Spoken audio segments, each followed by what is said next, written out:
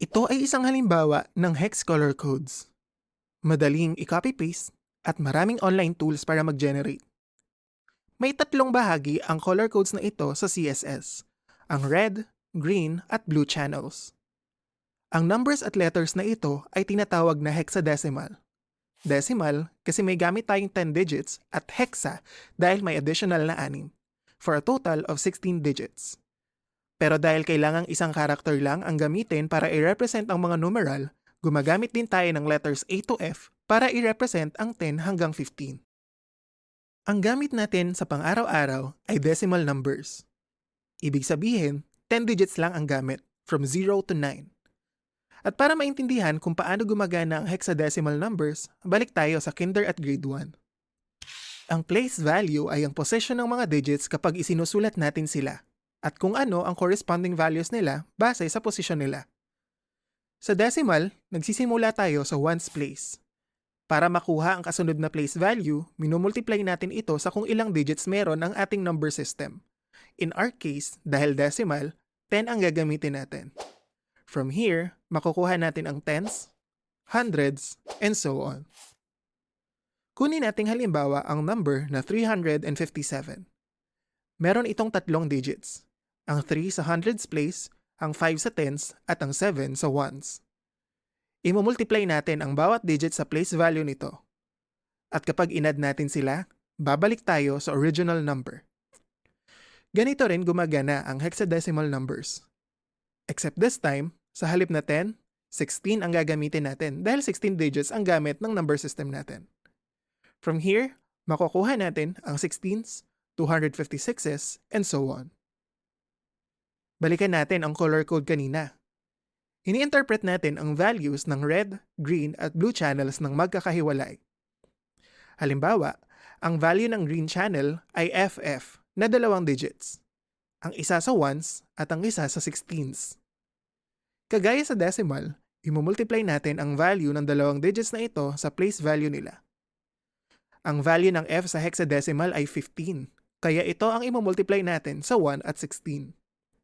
Pagkatapos, i-add natin ang results para makuha ang decimal value ng green channel. Uulitin lang natin ito sa red at blue channels para makuha rin ang decimal values nila. At ang resulta? 3 decimal numbers for red, green at blue. Pwede nating ipasa ang 3 numbers na ito sa CSS function na RGB. Ibig sabihin, ang hexadecimal color codes ay shorthand lang para sa RGB color function. Sa ganitong format, pwede tayong magkabit ng forward slash at value between 0 at 1 para i-define ang alpha channel o ang transparency ng kulay. Pwede rin tayong gumamit ng percentages. Ang RGB ay isa lang sa maraming color functions na available sa CSS. Sa video na ito, pag-usapan natin ang dalawa pa, ang HSL at OKLCH. Ang ibig sabihin ng HSL ay hue, saturation, at lightness. Kagaya sa RGB, pwede rin nating i-define ang alpha channel o transparency. Ang hue ay ang position ng kulay sa color wheel. Degree ang value nito, from 0 to 360. Kapag mas malaki sa 360 ang value na sinet mo, umiikot lang ito ulit sa color wheel. Ang saturation naman ay kung gaano katingkad ang kulay, from 0 to 100. Ang lightness ay kung gaano kaliwanag o kadilim ang kulay, from 0 to 100 din. Ang alpha ay kung gaano ka-transparent o see-through ang kulay. Pwedeng 0 to 1 o 0% to 100%. Dahil sa format ng HSL, pwede tayong mag-define ng iba't ibang kulay na may kaparehong saturation, lightness at alpha kung ang babaguhin lang natin ay ang hue. Pwede rin natin itong gamitin para gumawa ng color themes na iisa lang ang hue pero may iba't ibang lightness para sa background at text colors. Ma-enhance pa natin ito kung gagamit tayo ng CSS variables. Sa variable, ilalagay natin ang mga values na hindi nagbabago sa theme. In this case, ang hue at saturation. Pagkatapos, gagamitin natin ang variable sa loob ng HSL function. Ngayon, sa isang lugar mo na lang babaguhin ang hue at saturation ng kulay. Hindi mo na kailangang huntingin pa isa-isa kung saan mo ito ginamit. Sa maraming kaso, kapag gumagawa ka ng website para sa mga kliyente, isa lang ang brand color nila at ikaw ang bahalang mag-extract ng iba't ibang shades nito para sa web design. So paano? Bahala ka na? To the rescue ang bagong relative colors sa CSS. Palitan natin ang value ng variable. Sa halip na hue at saturation, ilagay natin dito ang nag-iisang brand color ng kliyente mo. Okay, tingnan mo ng maigi bagong syntax to.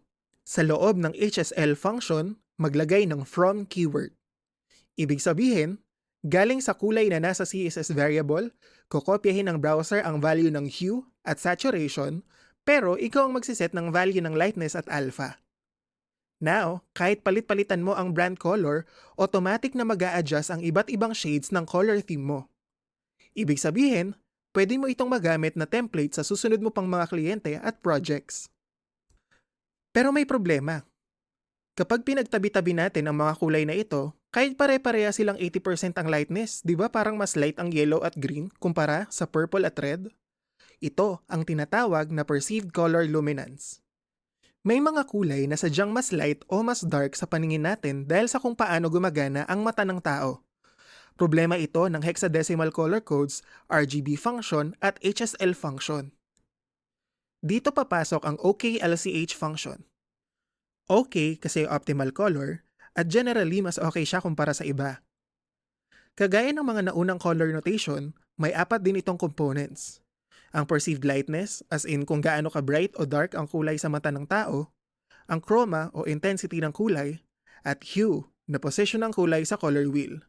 Lastly, ang alpha at kagaya na sa kanina, optional din ito. Balikan natin ang color theme natin kanina. From HSL, i-migrate natin ito to OKLCH. Kagaya sa HSL, gamitin natin ang CSS variable para sa brand color. Huwag kalimutan ang from keyword. Pagkatapos, ilagay natin ang mga letters na L, C, at H as placeholder. Ibig sabihin, kukunin ng browser ang values ng components na ito mula sa original color. Pagkatapos, manually natin iset to 0.95 ang perceived lightness.